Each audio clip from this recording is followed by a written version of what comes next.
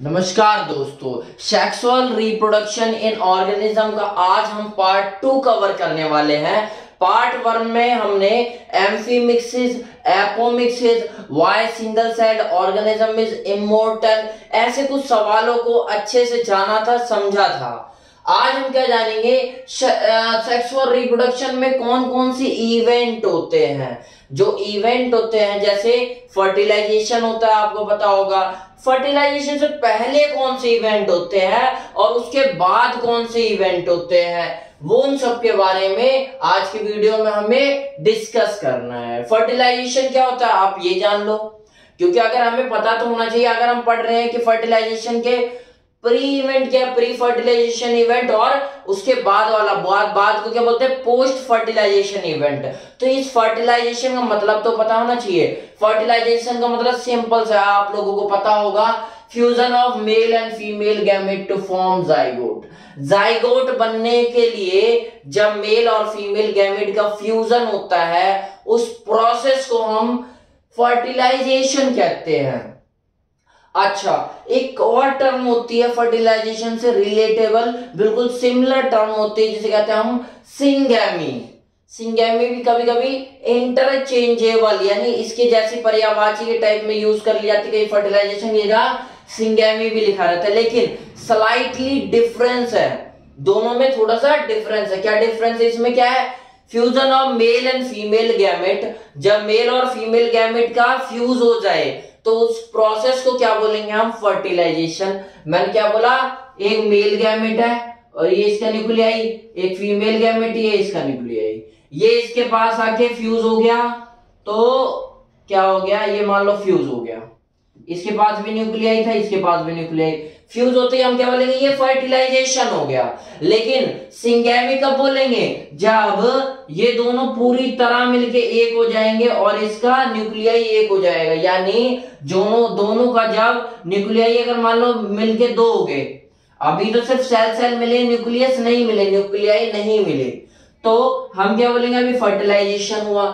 लेकिन अगर इन दोनों के न्यूक्लियस मिलके एक हो गए जब, तो इसे हम सिंगैमी बोलेंगे। तो सिंगैमी क्या है, fusion of male and female gametes nucleus. Male और फीमेल गैमेट के जब न्यूक्लियस मिल जाएंगे तो उस प्रोसेस को हम क्या बोलेंगे, सिंगैमी। और जब मेल और फीमेल गैमेट बस फ्यूज करेंगे, जस्ट फ्यूज करेंगे टू फॉर्म जाइगोट, ताकि हम जाइगोट बना पाए, तो उस प्रोसेस को हम क्या बोलेंगे, फर्टिलाइजेशन। और जब वो फ्यूजन में मेल और फीमेल गैमेट भी मिल गए तो उस प्रोसेस को बोलेंगे सिंगैमी। आई होप आपको समझ में आया होगा। अब आप प्लीज एक बार ध्यान से इन दोनों लाइन को पढ़ लो, आपको तुरंत समझ में आ जाएगा व्हाट आई वांट टू से। मैं क्या कहना चाहता हूं आपको समझ में आ जाएगा। मैंने बोला फर्टिलाइजेशन क्या है, fusion of male and female gamete to form zygote. Male और फीमेल गैमेट के फ्यूजन को हमने फर्टिलाइजेशन कह दिया। वहीं पर fusion of male and female gametes nucleus, male और फीमेल गैमेट की न्यूक्लियस का फर्टिलाइजेशन सिंगैमी कहलाता है। ठीक है भाई, आई होप आपको ये डेफिनेशन जो थोड़ा बहुत डिफरेंस है ये आपको समझ में आया होगा।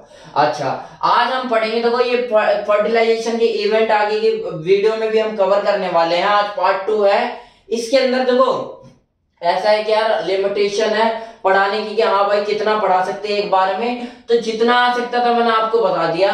तो आज हम गैमेटोजेनेसिस पढ़ेंगे। किसमें पढ़ेंगे, देखो फर्टिलाइजेशन के इवेंट पढ़ रहे हैं, तो सबसे पहले पढ़ेंगे हम फर्टिलाइजेशन से पहले क्या इवेंट हो रहे हैं, उसके बाद फर्टिलाइजेशन के वक्त कौन से इवेंट होंगे, और फर्टिलाइजेशन के बाद कौन से इवेंट होने हैं।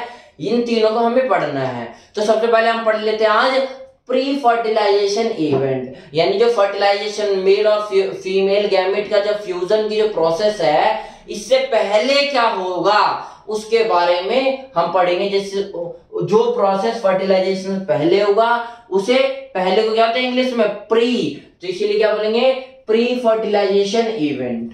ठीक है, प्री फर्टिलाइजेशन इवेंट को भी हमने दो कैटेगरी में डिवाइड कर दिया।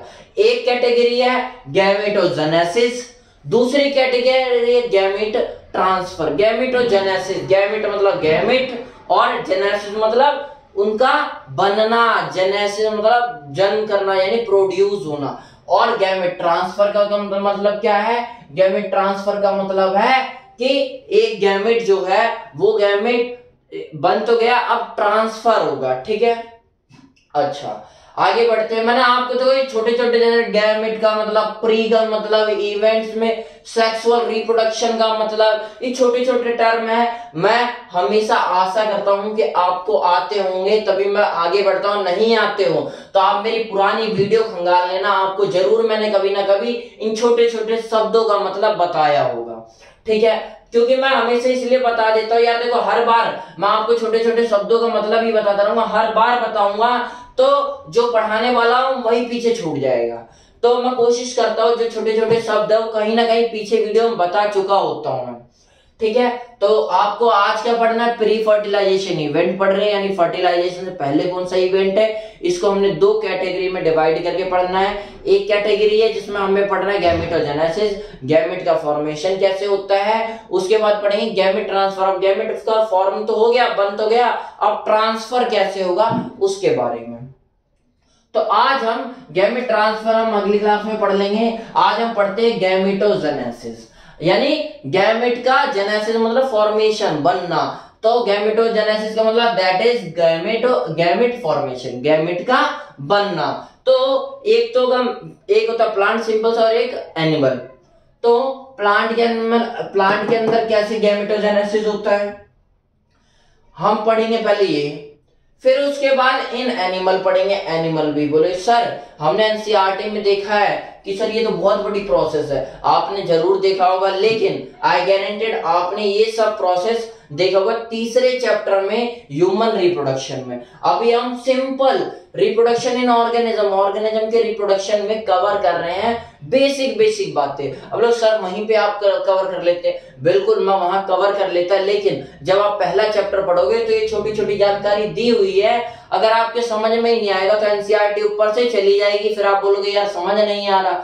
इसलिए मैं कोशिश किया हूं जितना एनसीईआरटी में दिया है, ऐसा नहीं कि बाहर का लिख दे रहा, जितना एनसीईआरटी में दिया है उन्हीं चीजों को मैंने सीधा कॉपी पेस्ट कर दिया। बस बात क्या किया है मैंने कि थोड़ा सा सिंपलीफाइड कर दिया, ऐसा ना लगे कि आपको रामायण चल रही है, चलते चलते आप सो गए। ठीक है, बस बाकी है क्या एनसीईआरटी की बात है, मैंने जो डिस्कस करने थे भाई मैं डिस्कस करने जा रहा हूं। तो गैमेटोजेनेसिस पढ़ रहे हैं। गैमेटोजेनेसिस का मतलब गैमेट का फॉर्मेशन होना। गैमेट के फॉर्मेशन में हमने दो चीजें देखना है, एक तो प्लांट में कैसे होता है और एनिमल में कैसे होता है। तो प्लांट के बारे में पढ़ते हैं इन प्लांट, फिर उसके बाद आएंगे हम इन एनिमल। तो पहले प्लांट के बारे में पढ़ते हैं। अब प्लांट में भी आपको पता होगा दो कैरेक्टर होते हैं, एक तो होता है मेल का और एक होता है फीमेल का। तो मेल के लिए कौन सा होगा, गैमेट कैसे बनेगा, उस प्रोसेस को हम कहेंगे मेल में माइक्रोस्पोरोजेनेसिस। मेल के अंदर जिस प्रोसेस से गैमेट बनेगा उसे माइक्रोस्पोरोजेनेसिस कहेंगे, और फीमेल के अंदर जिस प्रोसेस से बनेगा उसे हम मेगास्पोरोजेनेसिस कहेंगे। अब देखो नाम से आपको समझ में आ रहा होगा, माइक्रो मेल सा लग रहा है और मेगा मतलब फीमेल सा, मेगा से आपको समझ गए होगा फीमेल की कोई वाइब आ रही है। ठीक है, याद करने का तरीका है यार कि कैसे पता चले कि मेल का है फीमेल का है। उसके बाद जो जेनेसिस तो आप भी समझ गए कि फॉर्मेशन।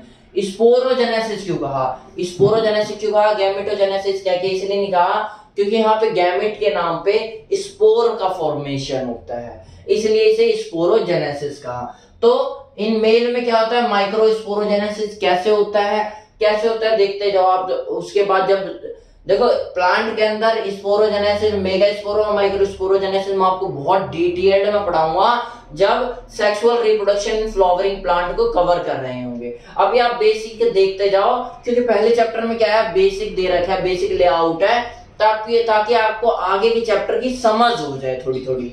ठीक है, तो माइक्रोस्पोरोजेनेसिस क्या होता है, फॉर्मेशन ऑफ माइक्रोस्पोर मतलब male gamete of plants, plant के मेल गैमेट को माइक्रोस्पोर कहते हैं, फॉर्मेशन ऑफ माइक्रोस्पोर और मेल गैमेटोफाइट। देखो मैंने पॉसिबल जितने नाम हो सकते हैं, जिस टाइप के नाम से बोला जा सकता है आपके एनसीईआरटी या क्वेश्चन में आ सकता है, उन नाम से मैंने आपको बोल के दिखा दे रहा हूं।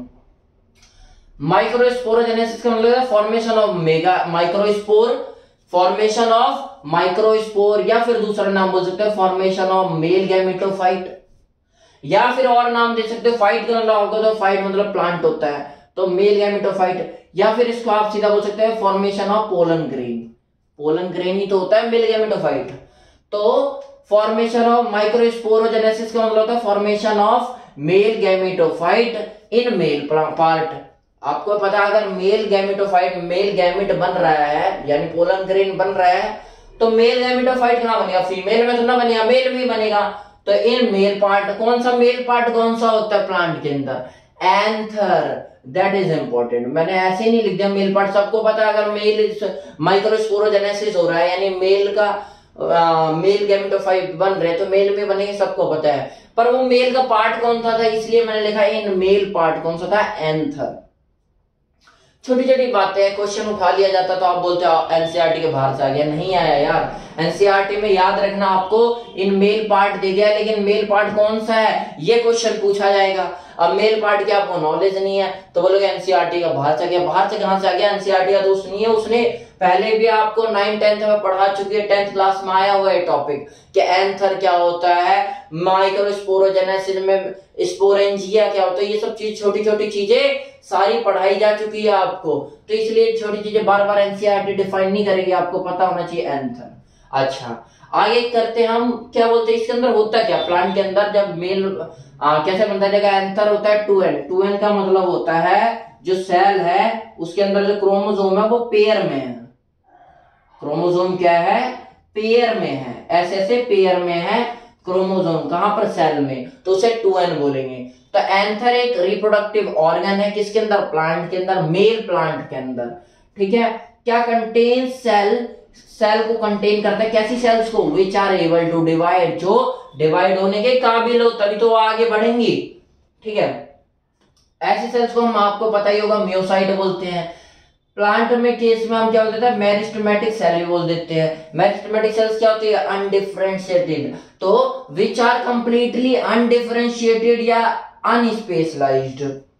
अब देखो अनडिफरेंशिएटेड या अनस्पेशलाइज्ड का मतलब समझो, अनडिफरेंशिएटेड या अनस्पेशलाइज्ड का मतलब, स्पेशलाइज्ड मैंने बोला मैं स्पेशलाइज्ड हूं, मतलब मैं किसी स्पेशल काम के लिए बन गया। जैसे मेरे लीवर की सेल्स जो होंगी, मेरे लीवर में बहुत सारी सेल्स होगी, अल्फा बीटा गामा, ऐसा अपना पता नहीं क्या क्या पढ़ रखा होगा, अभी उस टॉपिक पे नहीं जानते। मान लो ए सेल और बी सेल है, तो ए का फंक्शन है मान लो डिटॉक्सिफिकेशन करना, डिटॉक्सिफाई मतलब जहरीले पदार्थों को बाहर करना। तो अब मैं बोलूंगी इधर आ भाई, तू एक काम कर, सांस लेना स्टार्ट कर दे, इस सेल को मैं यहां लगा दूं फेफड़े में और बोलूं ये सांस लेगी अब से, तो ये नहीं करेगी। क्यों नहीं करेगी, क्योंकि ये स्पेशलाइज्ड सेल नहीं है, ठीक है। तो यानी सबका एक स्पेशल फंक्शन है, तो वो सेल जिसके कोई स्पेशल फंक्शन ना हो, जो कोई भी काम कर देती हो, उसे हम क्या बोलते हैं, अनस्पेशलाइज्ड सेल, मतलब अनमेच्योर सेल भी बोल सकते हैं, क्योंकि मेच्योरिटी आने के बाद बंदा स्पेशलाइज्ड, जैसे आप बचपन में आपने सारे सब्जेक्ट पढ़ेंगे, हिंदी, मैथ, गणित, संस्कृत, वंस्कृत सब पढ़ा होगा, लेकिन जैसे जैसे 11वीं 12वीं में जाते हो आप स्पेशलाइज होने लग जाते हो, या तो आप साइंस के ही पढ़ोगे या आर्ट्स के ही सब्जेक्ट ले पाओगे, या कॉमर्स के सारे तो नहीं लेते, उसके बाद और स्पेशलाइज्ड हो जाओगे, बीएससी में जाओगे तो आपको कंफर्म करना है भाई बायोलॉजी पढ़ना है या केमिस्ट्री पढ़ना है, फिजिक्स पढ़ना है, ऐसे आगे आगे बढ़ते जाओगे, तो आपको स्पेशल होना पड़ेगा किसी एक के प्रति। तो ऐसे यानी इमेच्योर सेल, अनडिफरेंशिएटेड सेल, या नया नाम क्या है सबसे बढ़िया, अनस्पेशलाइज्ड सेल। तो मियोसाइट क्या है, या मेरिस्टेमेटिक सेल बोल सकते हैं हम, ये क्या है, कंप्लीटली अनस्पेशलाइज्ड या फिर अनडिफरेंशिएटेड सेल्स। अच्छा जैसे मान लो बहुत सारी सेल्स होती है, मैंने मानने के लिए उदाहरण के लिए ले 4 सेल है, ठीक है, चारों 2n होगी, यानी इसके अंदर पेयर होंगे, जोड़े होंगे, ठीक है भाई। देखो प्रकृति में बहुत सुंदरता, देखो प्रकृति की बहुत कुछ है, प्रकृति के अंदर जानने लायक, प्रकृति में छोटी छोटी चीजें देखो कितनी प्योरिटी बनाए रखी है, उसे सीखो।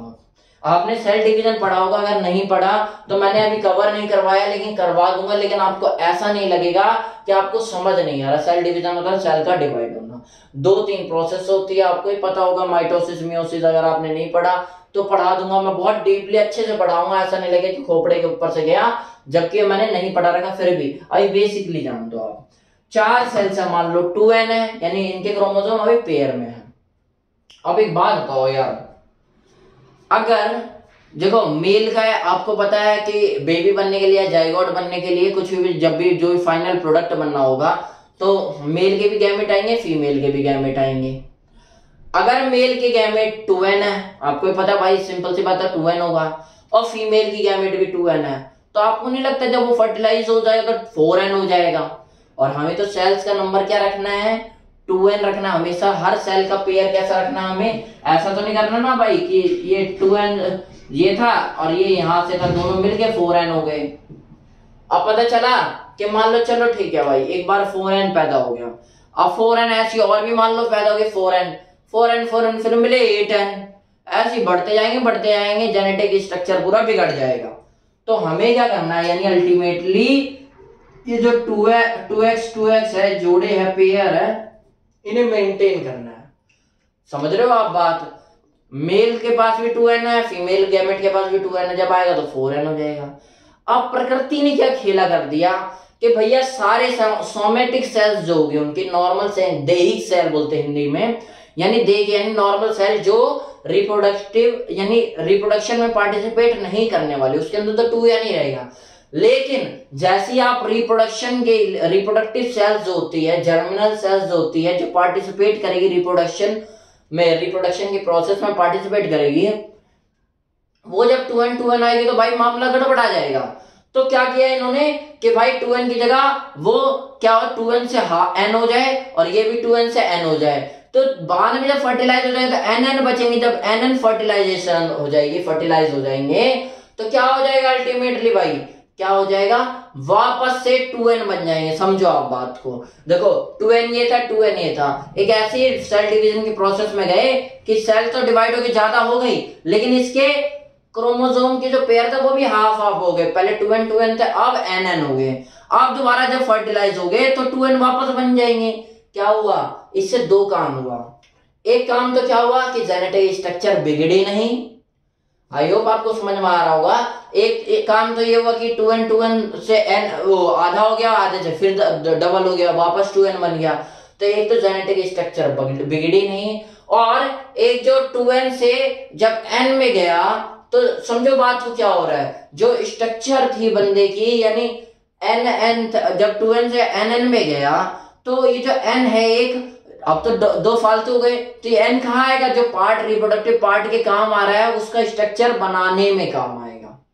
अभी बात आप इतना समझो कि जेनेटिक स्ट्रक्चर को मेंटेन करने के लिए ये प्रोसेस जरूरी होती है, 2n से nn हो जाना। एक बार मैं देख लू वीडियो चल रही है नहीं चल रही, कई बार ऐसा होता है कि वीडियो चल नहीं रही थी तो दिक्कत आ जाती है, चल रही है वीडियो, बढ़िया बात है। अच्छा, उसके बाद बात आगे बढ़ते हैं। तो अब मैंने समझाया, अब आपको समझ में आया नीचे क्या दे रखा है।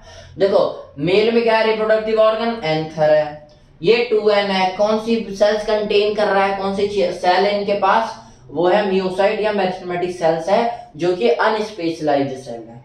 एक मेरिस्टेमेटिक टिश्यू भी आपने पढ़ा होगा, मेरिस्टेमेटिक स्टेम भी पढ़ा होगा, उन चीजों से कंफ्यूज मत होना, ठीक है।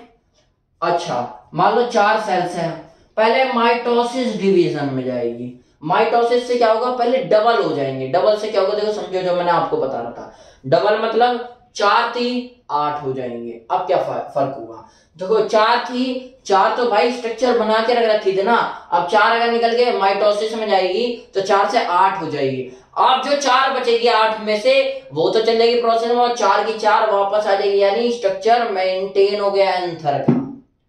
समझे बात को, माइटोसिस डिवीजन हुआ 4 सेल्स का, मान लो तो 4 से 8 बन गई। अब 8 में से 4 चली जाएगी अपने काम के लिए, यानी फ्यूजन होने के लिए, और 4 कहां रह जाएगी, 4 रह जाएगी ताकि स्ट्रक्चर बना रहे। पता चले 4 फिर आ रही है, फिर 4 आ रही है, 4 आ रही है, वो कहां से पैदा करेगा भाई, उसका भी तो खत्म हो जाएगा। तो to balance the structure of anther, mitosis division में जाती है पहले सेल्स।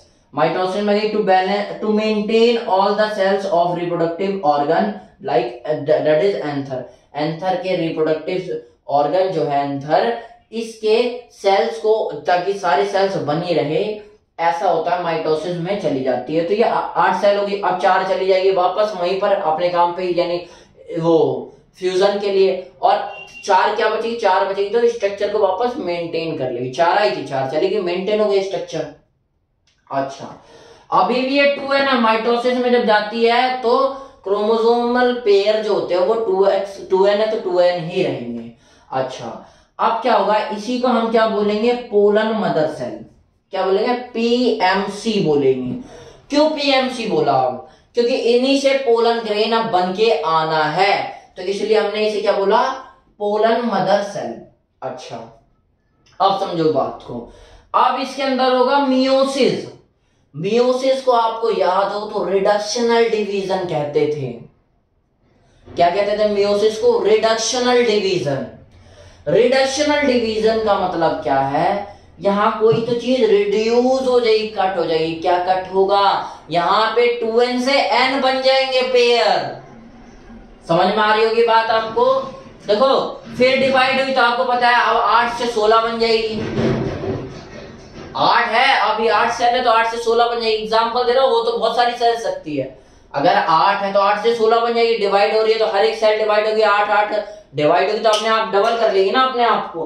तो डबल कर लेगी तो बात तो वही पड़ जाएगी कि डबल हो गई मतलब। लेकिन यहाँ पे एक स्पेसिफिक फंक्शन क्या होगा कि 2n से अब n हो जाएगा। बात आपको समझ में आ रही है, n हो रहा है मतलब क्रोमोसोमल पेयर हाफ हो जा रहे हैं, यानी कम हो जा रहे हैं, रिड्यूस हो जा रहे हैं। इसीलिए इसे रिडक्शनल डिवीजन कहते हैं। मियोसिस को क्या कहते हैं, रिडक्शनल डिवीजन। तो कॉल्ड एज, सीएस का मतलब called as reductional mode of cell division. कोई पूछ ले मियोसिस को रिडक्शनल सेल डिवीजन कहते हैं या माइटोसिस को, तो आपको सिंपल सा उत्तर देना भाई, मियोसिस को रिडक्शनल सेल डिवीजन कहते हैं। ठीक है। अच्छा, अब ये पोलन मदर सेल जो है पोलन ग्रेन को जन्म देगी, सीधी बात। 16 ये जो बन के आए ये क्या है, pollen grain. Non as, KS का मतलब मान लो नॉन एज पोलन ग्रेन बोल दो, या फिर इसे मेल गैमेटोफाइट बोल दो, या फिर माइक्रोस्पोर बोल दो, कुछ ही बोल दो, स्पोर के फॉर्म में आएंगे तो इन गैमेट को माइक्रोस्पोर बोल सकते हैं, या फिर पोलन ग्रेन बोल सकते हैं, या मेल गैमेटोफाइट बोल सकते हैं, जो कि एन होंगे। अब ये एन फीमेल के एन से मिलेगा तो 2n वापस बना लेगा यार, जेनेटिक स्ट्रक्चर कॉम्बिनेशन नहीं बदला, वापस रिगेन हो गया। तो आपको समझ में आएगा, प्रकृति देख रहे हो कैसे चल रही है, लेकिन बढ़िया तरीके से। मियोसिस क्यों हुआ, to produce haploid number of gamete. Haploid, देखो हैप्लॉइड डिप्लॉइड का मतलब कोई बड़ी बात नहीं है। अगर n हो तो उसे हम हैप्लॉइड बोल देंगे, हैप्लॉइड। अगर 2n हो तो आप क्या बोलते हो, डिप्लॉइड। और 3n हो तो ट्रिप्लॉइड, 4n हो तो ऐसे ही आप बढ़ाते जाओगे, आपको पता होगा। अब आपको 3 ही काम माने, टेट्राप्लॉइड, 5 6 पे नहीं जाना, आपको जितना पता होना चाहिए उतना पता होना चाहिए, बस 2 पता रहे। आगे जब भी आएगा तो डिस्कस करेंगे। ट्रिप्लॉइड का भी आपको थोड़ा सा डिस्कशन जरूर मिलेगा, तो उसके बारे में मैं बता दूंगा, लेकिन वो अभी नहीं आएगा, वो सेकंड चैप्टर में आएगा, क्योंकि सेकंड चैप्टर है ही इन चीजों के ऊपर यार। तो अगर एक चैप्टर स्पेसिफिक इसके ऊपर ही दे दिया गया है तो आई होप आपको समझ में आ रहा होगा कि भाई वहां ज्यादा दिया रहेगा इंफॉर्मेशन, लेकिन अभी बेसिक समझ लो ताकि वहां पे कंफ्यूजन ना हो कि यार ये चल क्या रहा है। तो आई होप आपको माइक्रोस्पोरोजेनेसिस यानी फॉर्मेशन ऑफ मेल गैमेटोफाइट की प्रोसेस समझ में आई होगी। आगे बढ़ते हैं प्लांट के अंदर, मेगास्पोरोजेनेसिस यानी फॉर्मेशन ऑफ, अब अभी माइक्रोस्पोरोजेनेसिस में माइक्रोस्पोर का फॉर्मेशन हो रहा था, मेगास्पोरोजेनेसिस में क्या होगा, मेगास्पोरोजेनेसिस में मेगास्पोर का फॉर्मेशन होगा।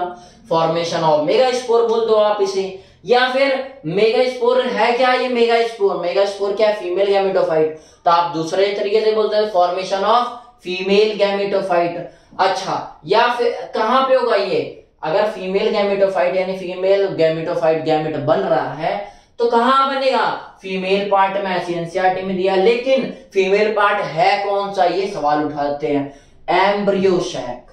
ठीक है, इसके अंदर भी सिमिलरली जैसे यहाँ पे एंथर की कहानी होती है, यहाँ ओवरी की कहानी हो जाएगी भाई। ओवरी है 2n, इसके पास होती है मियोसाइट सेल। ठीक है, मियोसाइट सेल आपको पता होगा 2n होती है। पहले माइटोसिस होकर डबल हो जाएगी ताकि एक स्ट्रक्चर के लिए चल जाए और एक आगे की प्रोसेस के लिए चली जाए। आगे की प्रोसेस मतलब फर्टिलाइजेशन के लिए। माइटोसिस होगा तो आप क्या बनेगी, एमएमसी बनेगी, यानी मेगास्पोर मदर सेल बनेगी। मदर सेल क्यों कहा, क्योंकि इसी से आप क्या आएगा, फीमेल गैमेटोफाइट आएगा, यानी मेगास्पोर्स आएंगे, इसलिए इसे मेगास्पोर मदर सेल कहा। अच्छा, ये भी 2n माइटोसिस में रिडक्शनल डिवीजन नहीं होता, मियोसिस में होता है। अब मियोसिस होगा तो देखो 2n था, 2n से n बन गया, अब क्या हुआ, रिडक्शनल डिवीजन अब हुआ।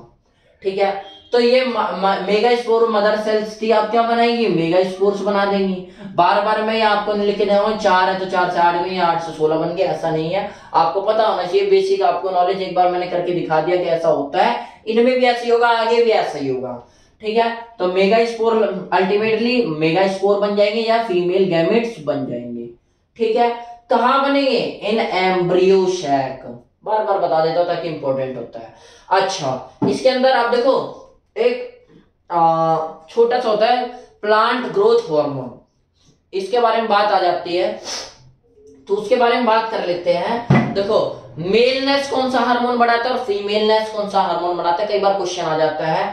तो फॉर मेलनेस बढ़ाने के लिए जिब्रेलिन हार्मोन अपने पीक पे होता है सबसे ज्यादा। जब मेलनेस हार्मोन कौन सा हार्मोन होगा, जिब्रेलिन हार्मोन पीक पे होगा अपने, तो मेलनेस कैरेक्टर आएंगे। वहीं पर जब जिब्रेलिन को छोड़ के 4 हार्मोन थे, नाम आपको पता होगा, ऑक्सिन, इथाइलिन, साइटोकाइनिन और एबीए एब्सिसिक एसिड। जब ये चारों हार्मोन अपनी पीक पे होंगे, जब ये चारों हार्मोन अपनी पीक पे होंगे तो प्रमोट होगा फीमेलनेस, यानी मेगास्पोरोजेनेसिस प्रमोट होगा। तो आपको छोटे छोटे हार्मोन के बारे में जान लेना, ये प्लांट हार्मोन है 5 टाइप के, और भी रेगुलेशन के फंक्शन होते हैं। कौन कौन से फंक्शन होते हैं वो प्लांट फिजियोलॉजी में डिस्कस होगा, जो अभी यहां से रिलेट था वो मैंने आपको बता दिया। आगे बढ़ते, आई होप आपको प्लांट के अंदर माइक्रोस्पोरोजेनेसिस, मेगास्पोरोजेनेसिस कैसे हो रहा है बेसिकली आपको समझ में आया होगा। अब पढ़ते हैं हम गैमेट का फॉर्मेशन इन एनिमल में कैसा होता है। ए देख लेना, आपको लगे कि क्या है, ए किस टाइप का बन गया, ए ऐसे बना देता, कोई दिक्कत नहीं है, ऐसे बना दो, ये कैसे बना लो आपको पढ़ने से मतलब है। तो इन एनिमल के अंदर भी 2 प्रोसेस होंगे, जैसे यहाँ पे माइक्रोस्पोरोजेनेसिस और मेगास्पोरोजेनेसिस हो रहा था, यहां पर वैसे ही 2 प्रोसेस होंगे, स्पर्मेटोजेनेसिस और oogenesis। oogenesis में ओवम बन जाएगा, स्पर्मेटोजेनेसिस में स्पर्म बन जाएगा। तो स्पर्म, अब देखो दोनों सीखते हैं अब 1 by 1, बहुत इजी है, समझ में आ जाएगा आपको। स्पर्मेटोजेनेसिस में, जेनेसिस मतलब बनना, स्पर्मेटो मतलब स्पर्मेटोजोआ का बनना, स्पर्मेटोजोआ या स्पर्म का बनना।